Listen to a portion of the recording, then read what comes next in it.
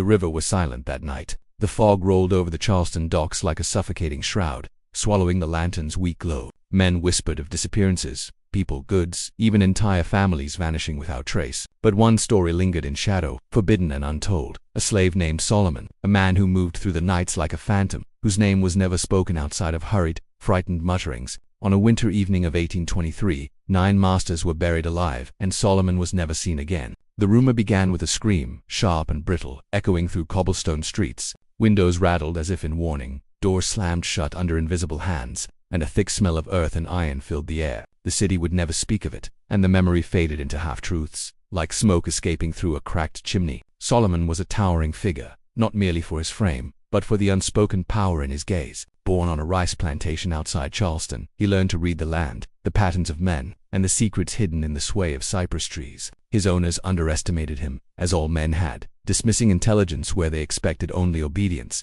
But Solomon carried scars, memories of family stolen, the whiplash of cruelty, the hunger of injustice. Each lash had etched a silent promise into his flesh. Vengeance would be precise, methodical, almost ritualistic. In the marketplace, children whispered of a shadow that moved through houses at night. Women spoke of servants who never appeared in daylight. Merchants noted missing valuables, but never dared investigate. Solomon's presence was felt more than seen. He seemed to glide between walls, corridors, and dreams, unbound by the fear that shackled others. His silence became a weapon. Even the wind seemed to carry his name like a warning. The 9 men Solomon would later confront were no strangers to corruption. Each had hidden scenes beneath their fine coats: theft, cruelty, clandestine liaisons, and acts that violated church, law, and neighbor alike. They trusted Solomon only because he bore chains, unaware that chains cannot bind a mind honed by suffering. In their arrogance, they left doors unlocked, keys in plain sight, believing fear resided only in those weaker than themselves. Solomon's revenge was not a crime of impulse but of ceremony.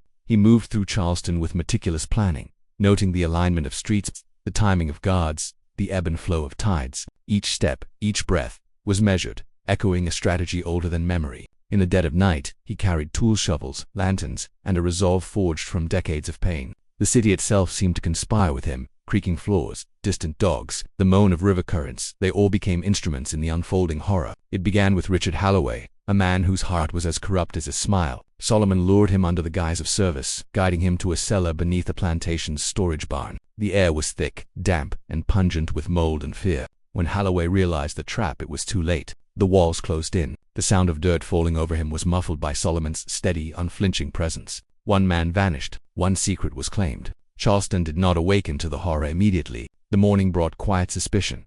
Missing voices, unattended horses, and the lingering scent of damp earth. Whispers spread through taverns and churches, yet no one dared ask aloud. Fear had become contagious. The town unknowingly participated in the concealment of Solomon's justice, as if the city itself were complicit in maintaining the unspoken order of secrets. Solomon understood the most potent weapon was not the shovel or the cellar, but the mind. Men feared what they could not comprehend, and horror lived in the imagination long after the body was gone. Each of the remaining masters felt the growing weight of invisible eyes, footsteps untraceable, and messages left in signs only Solomon knew how to write: a broken fence, a crooked tool, a lantern extinguished before its time. The city trembled without recognizing why. By the 3rd master, patterns emerged. Each man had a secret so vile, so interwoven with the moral rot of Charleston's elite, that exposure could destroy families, churches, and commerce alike. Solomon's act was not merely vengeance, it was a reckoning. In each burial, he unearthed the city's hidden corruption, exposing its decay in the most final and silent form possible. Death, controlled and precise, became a mirror of conscience.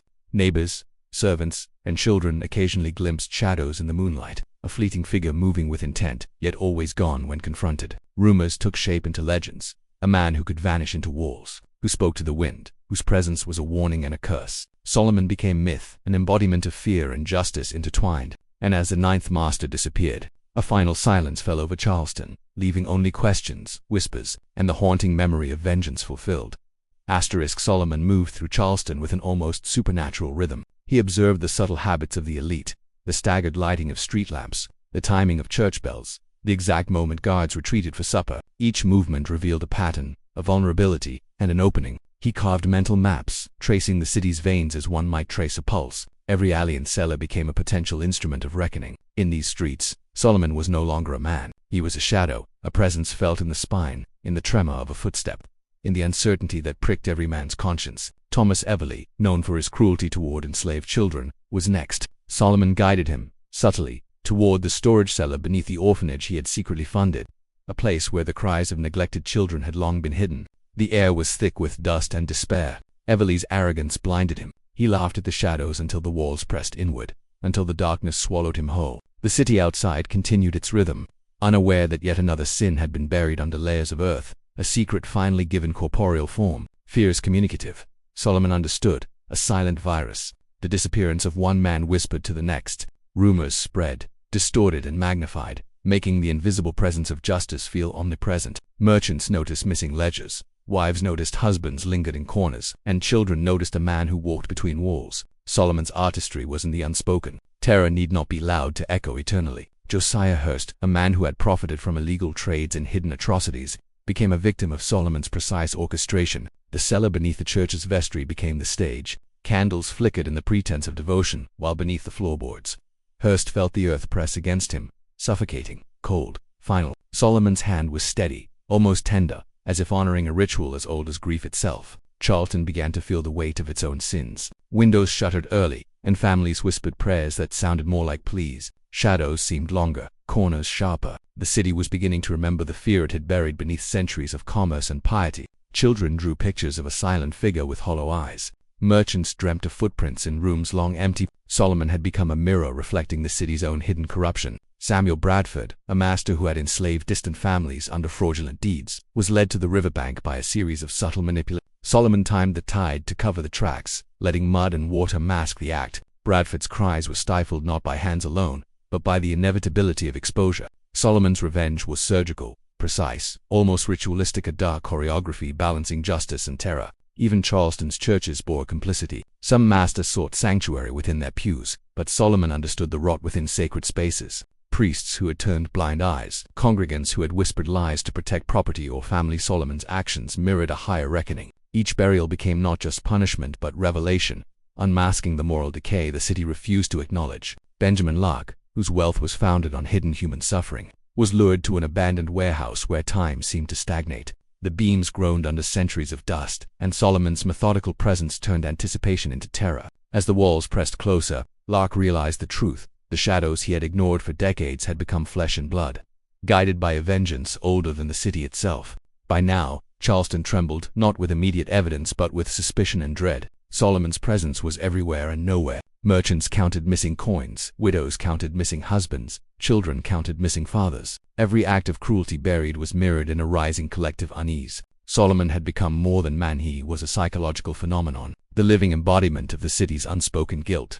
Finally, Richard Belmont, a man whose influence extended into orphanages and town halls, fell into Solomon's design. The cellar beneath Belmont's estate, once a symbol of wealth and authority, became a tomb. Solomon moved silently, efficiently, the earth closing over history itself. Outside, Charleston remained unaware, yet every street whispered the presence of a judgment impossible to ignore, a vengeance encoded into the city's very bones.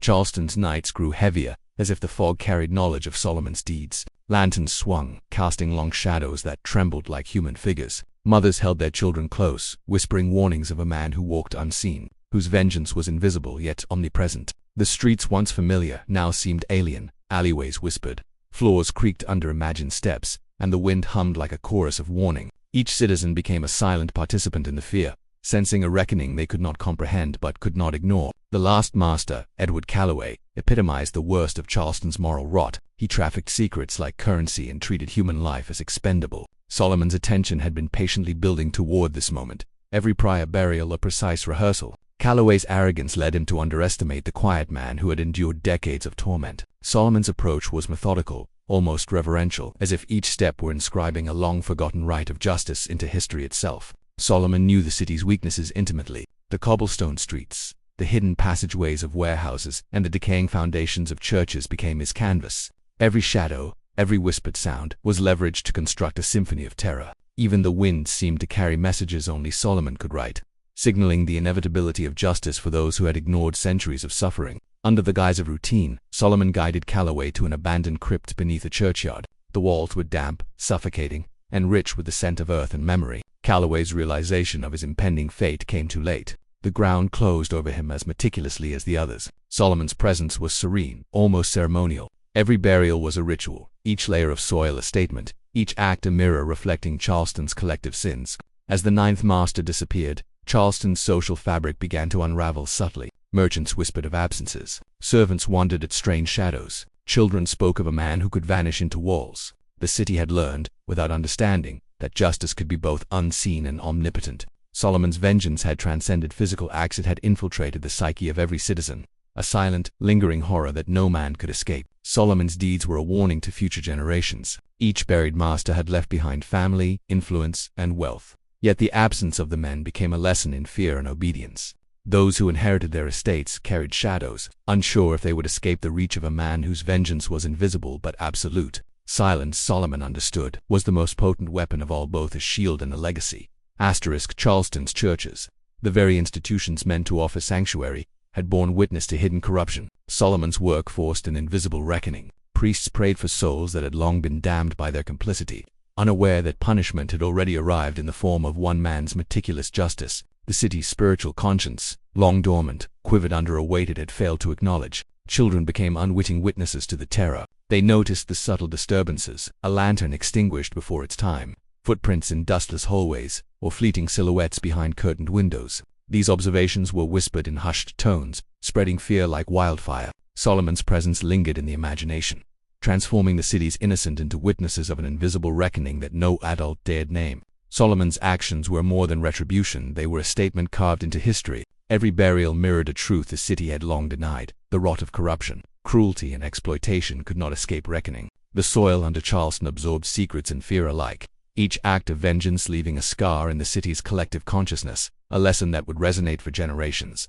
After the ninth burial, Solomon vanished as silently as he had arrived. The city awoke to absence and whispers, sensing a presence that could not be seen. Doors locked themselves. Windows shuttered instinctively, and even the wind seemed cautious, aware that a shadow had passed through. Solomon became myth, a name spoken only in hushed tones, an invisible force ensuring that Charleston would never forget the power of hidden justice and the cost of buried sins. Section 31.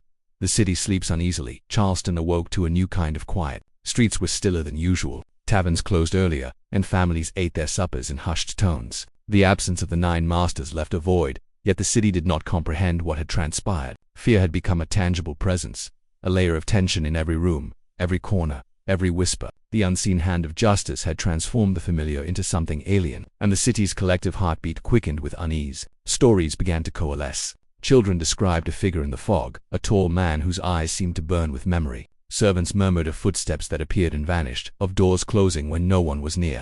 Merchants debated the disappearances in secret, their voices low and fearful. Each tale carried fragments of truth, distorted yet undeniable. Solomon's presence became a shadow stretched across every household, a ghost story born of vengeance and horror. The families of the missing masters oscillated between denial and dread. They scoured homes, checked hidden chambers, and sought help from law enforcement, yet found nothing. Their anxiety spread like a contagion, infecting the townspeople. Charleston's elite, once confident in their immunity, now walked cautiously, aware that an invisible force might observe their every misstep. Solomon's legacy was no longer physical, it was psychological, a pervasive weight pressing on every conscience. Solomon's influence persisted through absence. He had become a spectral presence, a moral arbiter, invisible to all, yet omnipresent in the city's atmosphere. Shadows in hallways seemed to move with intent. Whispers carried warnings through empty rooms. The citizens began to feel a gaze, not from a single pair of eyes, but from the city itself, an embodied judgment that they could neither escape nor confront. Even decades later, the ninth master's disappearance resonated in Charleston. Secret meetings were abandoned prematurely, deals were reneged upon, and whispers of misfortune followed those connected to the absent men. Solomon's axe had etched a long-term scar into the social fabric.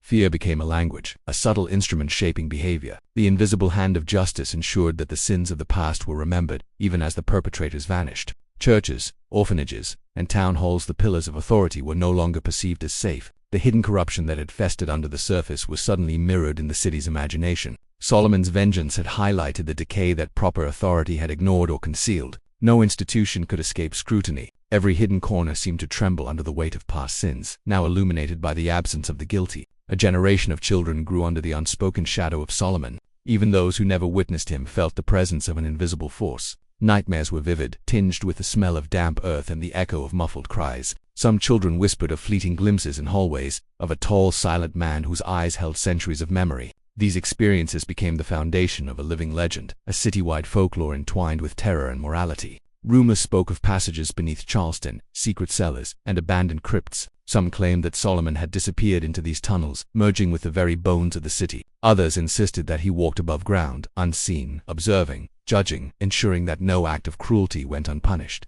The network of hidden spaces became symbols of fear and accountability. A labyrinth of moral reckoning beneath the city's cobblestones, Charleston's elite began to fracture. Old alliances broke under whispered accusations, and trust eroded. Every businessman, priest, and politician wondered who might vanish next. Solomon's legend had become a moral compass, invisible yet absolute. Fear dictated behavior as much as law ever could, shaping the city in subtle, persistent ways. The invisible hand had become law, and the shadow of vengeance stretched longer with each passing day. By this point, Solomon was no longer a man in memory. He existed as a force, a legend whispered in fear and awe. Children told stories at night, women warned their husbands, and servants spoke in coded phrases. The city collectively acknowledged, without speaking aloud, that some wrongs could never be ignored, that vengeance could manifest unseen, and that a single figure, silent, precise, inexorable, had forever changed Charleston. If this continues to align with the tone, I can move on to sections 41 to 50, delving deeper into the myth, the city's ongoing trauma, and the lingering psychological horror. Shall I continue with the next batch?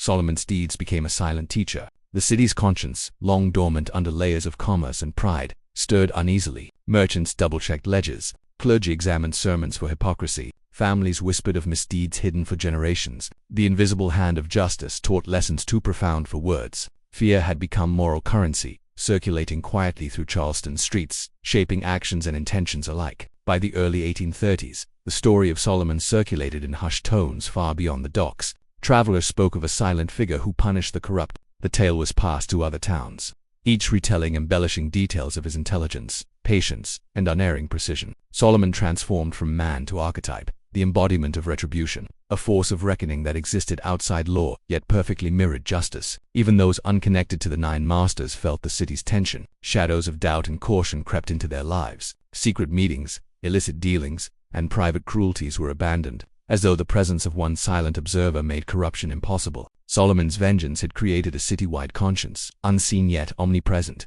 turning fear into social regulation without a word spoken. Generations later, scholars and storytellers noted peculiar patterns. Entire families fell into ruin, institutions faltered without explanation, and children grew haunted by tales of a tall, ghostly man who punished sin. Solomon's absence became a presence. The soil where the nine were buried held secrets not just of death but of conscience, warning, and moral accountability. Charleston's buildings bore witness. Cellars remained locked, doors creaked in patterns reminiscent of unseen passage, and hidden alcoves seemed charged with memory. Residents whispered that certain structures were cursed, warning against greed or cruelty. The city itself had been imprinted by Solomon's actions, a tangible geography of fear and moral reckoning that persisted even as the original acts receded into history. Solomon became law without authority, judge without courtroom, executioner without audience. No man knew his face, no woman could see him approach, yet his presence was felt in every transaction, every whispered conversation, every glance of suspicion. Charleston operated under the quiet oversight of a phantom magistrate whose lessons were imprinted in soil,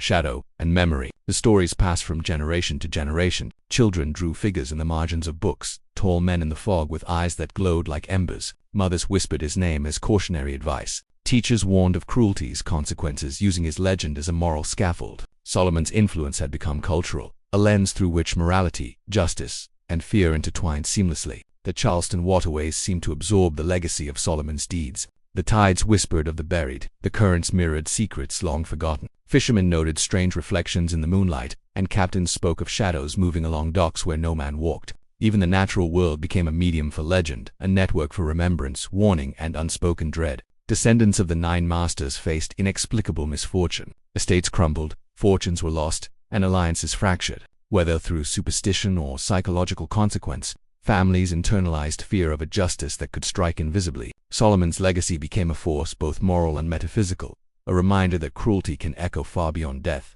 By mid-century, Solomon was more myth than man, yet his story carried moral weight unmatched by any law or preacher. Charleston remembered him in whispers and shadows, in fog rolling through streets at night, and in the secret unease of every citizen who dared conceal a misdeed. His vengeance had transcended history, an eternal, unseen force, a reminder that wrongdoing could never hide from justice, and that fear could be the most precise teacher of all. Section 51. The city's unease deepens as decades passed. Charleston became a city haunted by absence and suspicion. Streets seemed narrower, fog thicker, and windows darker. Citizens felt watched even in empty rooms. Solomon's vengeance had etched itself into the city's collective consciousness, a lingering presence whose effects were impossible to name but impossible to ignore. Charleston's pulse now carried unease, an invisible reminder of accountability and consequence. Occasionally, a scholar or historian would stumble upon old journals, letters, and fragments hinting at the buried truth. They read of a tall man, meticulous and deliberate, whose actions spared no detail. Their accounts trembled between fact and folklore, yet each echoed a city forever changed. Solomon's story refused to die. It persisted in fragments, in whispers, and in shadows. A truth too terrible for public acknowledgement, yet too palpable to dismiss. Charleston's churches, once bastions of moral authority, began to reflect on past complicity. Clergy who had once ignored wrongdoing felt the weight of invisible judgment. Sermons shifted subtly, preaching caution, conscience, and humility. Even architecture seemed to remember. Crypts, basements, and hidden spaces held memory of wrongs buried, both literal and symbolic, reminding the faithful that hidden sins could never remain unseen. Solomon's influence extended beyond horror into education of the soul. Fear became a tool, teaching restraint, empathy, and awareness of one's own hidden sins. Charleston's residents adapted their behavior, subtly but unmistakably, responding not to law or preacher, but to a lingering moral force embodied in one man's vengeance. Shadows were lessons, whispers were warnings, and silence became an instrument of control and reflection. The waterways, docks, and alleys absorbed the memory of those buried beneath Charleston. Fishermen spoke of ripples that mirrored unseen hands. Merchants noted shadows crossing streets where no person could walk. The city itself seemed to pulse with a memory of Solomon's deeds, a network of subtle signals preserving history, warning of cruelty, and encoding fear into geography. Generations of children grew under the spectral weight of legend. Their imaginations conjured the tall man in fog, the shadow moving unseen, the quiet justice delivered without a word. These images shaped character, morality, and conscience. Solomon's legacy was pedagogical as much as supernatural. Fear became formative, guiding choices, molding behavior, and transmitting a morality too absolute to articulate. By the late 19th century, Solomon existed entirely in the unseen. Stories blurred fact and fiction. Citizens acted with caution, integrity, or fear, anticipating consequences from a figure no longer corporeal but omnipresent in memory and myth. Charleston had learned to self-regulate, not through law, but through reverence, dread, and the unshakable certainty that vengeance was inescapable. Solomon's legend hardened into unspoken law. Families, merchants, and clergy all operated with awareness of consequences beyond human eyes. He had become a moral institution, teaching through silence and fear. Charleston's history, built on commerce and cruelty, now bore the weight of invisible justice, its citizens forever aware that no secret could escape reckoning. In foggy nights, whispers told of Solomon walking unseen. Shadows moved without source. Lanterns flickered inexplicably. Even without corporeal presence, he remained a specter of accountability, his story a perpetual caution. Charleston, scarred by absence and fear, had become both classroom and cathedral for a man who had transformed vengeance into legend. Solomon was gone, yet everywhere. He had buried more than 9 masters. He had buried arrogance, corruption, and complicity beneath layers of soil, stone, and conscience. Charleston remembered, not in chronicles alone, but in fear, in ritualized caution, and in the shadows that lengthened each night. The city learned the most enduring lesson. Justice can be invisible, precise, and absolute. Fear, when shaped by pain and memory, becomes immortality. And so Solomon lives, eternal, silent, and watching, an unseen guardian of moral reckoning. A shadow of vengeance and conscience entwined forever with the heart of Charleston.